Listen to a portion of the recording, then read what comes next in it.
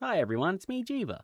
So, Stream asked me today if I could show how to do enhanced broadcasting. So I thought I would just quickly do that. So first thing you need to do is quickly go to Google, search speed test, and Google has their own built-in speed test you can do, or you can go and grab the Ookla one. I'll have mine up on screen so you guys can see my numbers. My download is 935, but the important number is your upload. Mine sits at 161. Now, this is really important for enhanced broadcasting. So here we go. So you're going to come up to the corner, hit file, go to settings. You're going to go to stream, and then you're going to look at multi-track video here. You're going to see enhanced broadcasting. Now, usually what happens is, and I'm going to super simplify this, right? Your connection goes from your computer to Twitch, Twitch's little data centers, and then actually gets displayed on Twitch.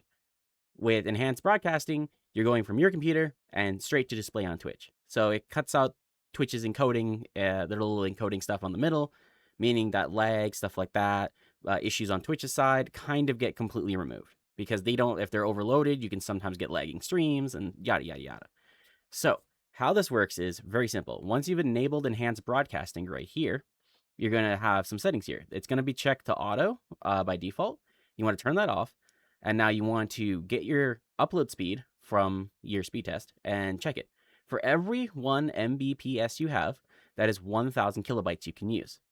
Now, I've used 40,000 kilobytes and I do 2 tracks. That means I am using 80 Mbps of data to send all this up at like maximum.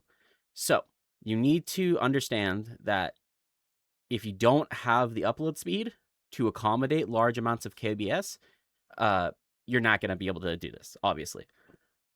Now, how the video tracks work is your canvas that you set your stream to, which is over here in output. You can see your, oh, whoopsie, my bad, it's in video, I apologize. So you can see that my base canvas is 1920 by 1080.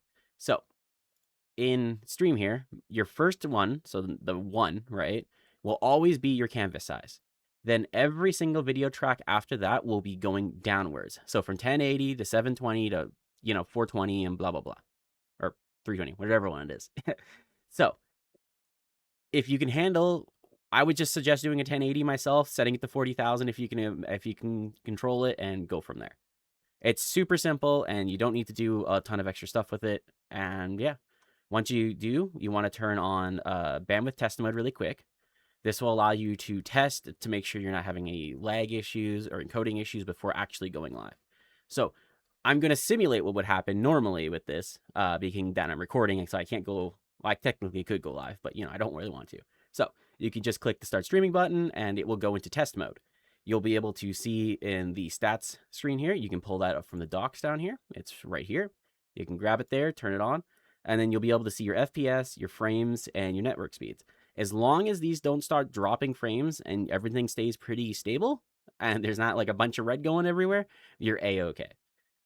Just be aware, you don't want to cut it close. If you're doing 40,000 kbs upload, right, you don't want your upload speed to be 41. You need a buffer. So try to give yourself a 10 megabyte buffer. That's what I kind of like to give myself at minimum. But again, that's up to you.